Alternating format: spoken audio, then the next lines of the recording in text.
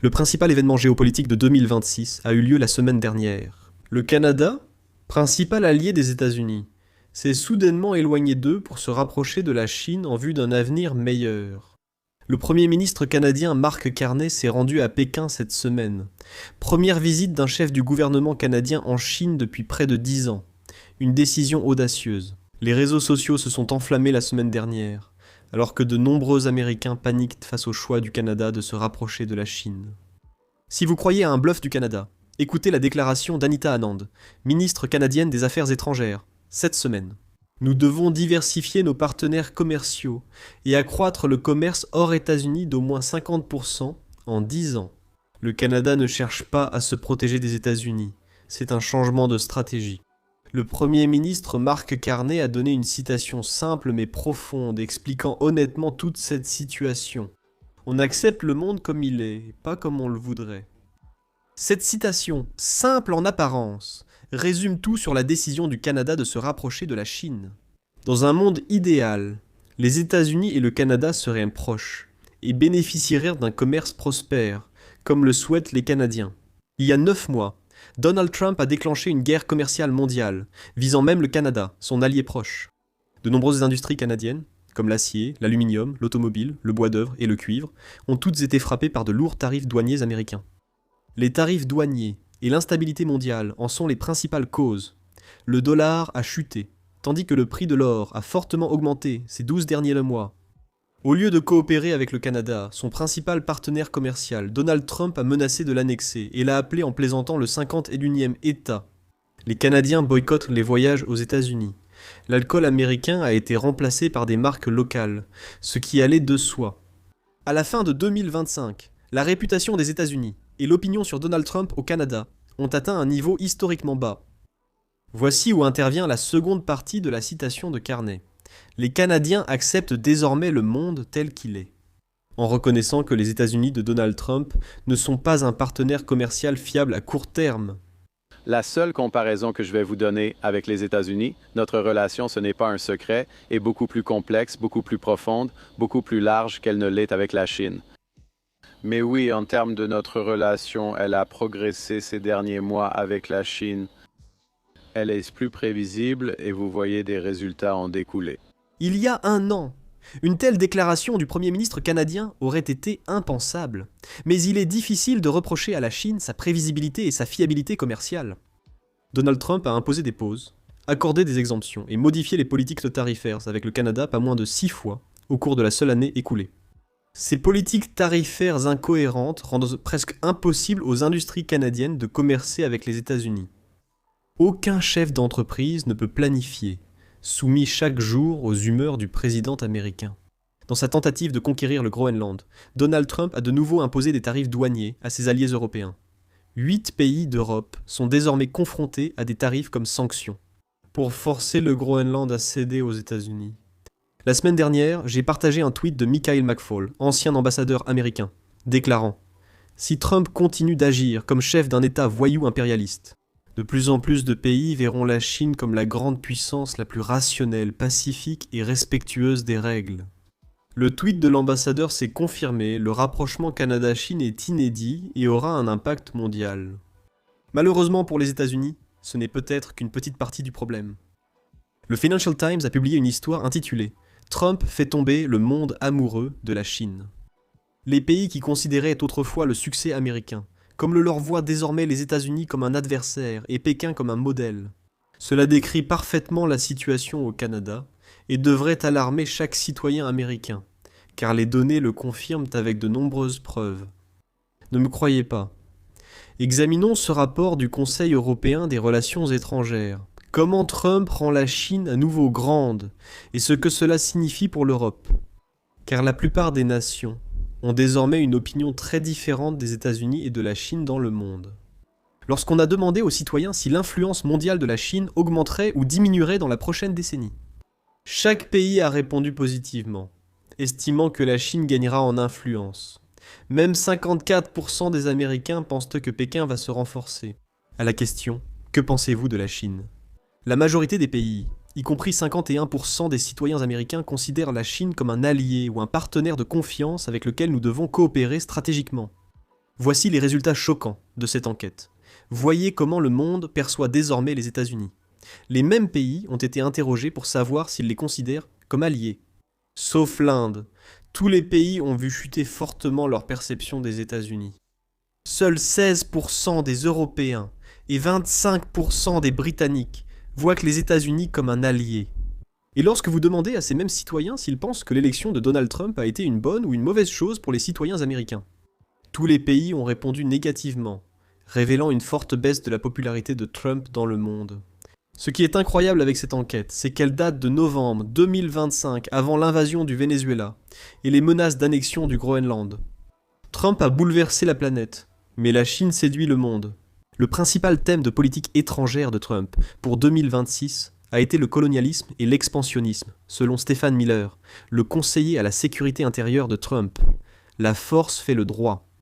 Les États-Unis annexeront de nouveaux territoires, contrôleront l'hémisphère occidental et instaureront un nouvel ordre mondial. Cette vision ne reflète pas les valeurs canadiennes.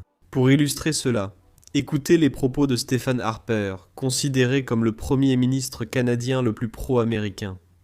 C'est vraiment un signal d'alarme pour ce pays afin de diversifier réellement ses marchés d'exportation.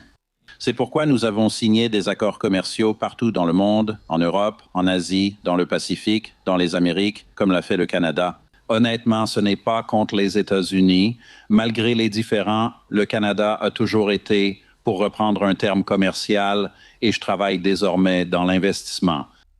Nous avons été largement surpondérés envers les États-Unis en tant que pays, et il n'y a aucune raison à cela. Ce n'est pas parce que nous avons cette proximité géographique que cela justifie le degré de dépendance que nous avons envers un seul marché, ce qui est parfois désavantageux.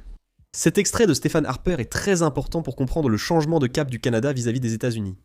Stephen Harper a été Premier ministre du Canada de 2006 à 2015, supervisant une des périodes les plus prospères de l'économie canadienne.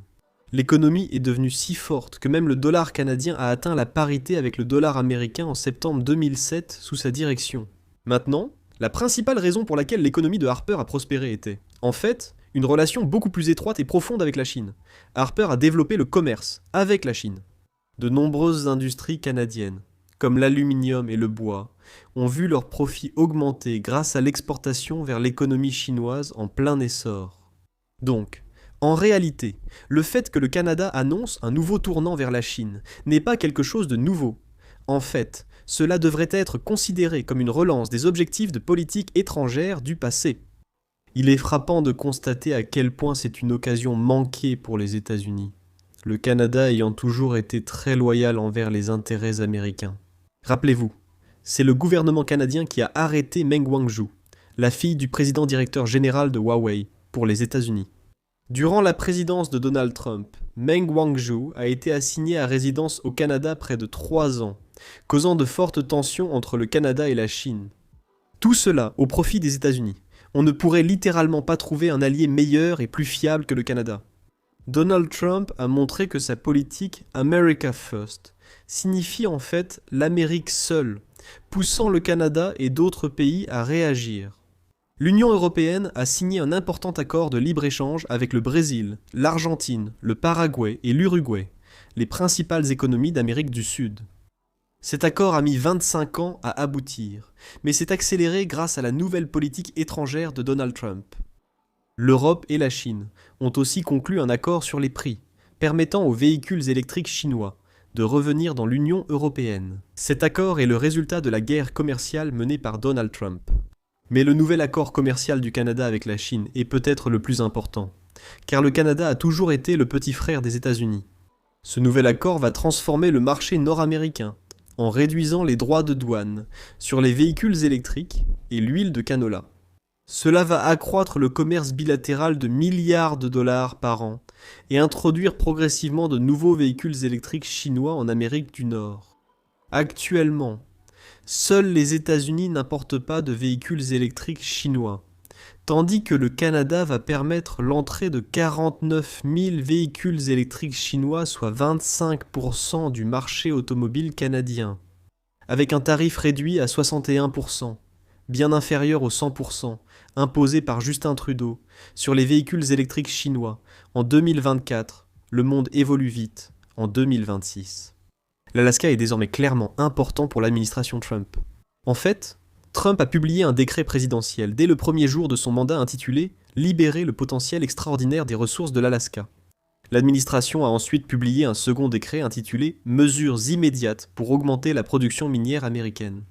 Le décret présidentiel ordonne aux agences gouvernementales de prendre des mesures immédiates pour faciliter la production minière nationale dans toute la mesure du possible, y compris le cuivre et l'or. En octobre 2025, un événement a envoyé un signal fort au marché.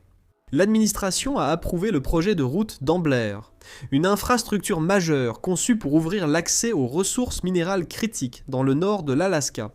Le projet Whistler, situé dans le centre-sud de l'Alaska, n'est pas directement concerné par cette décision. Cependant, l'approbation a envoyé un message clair.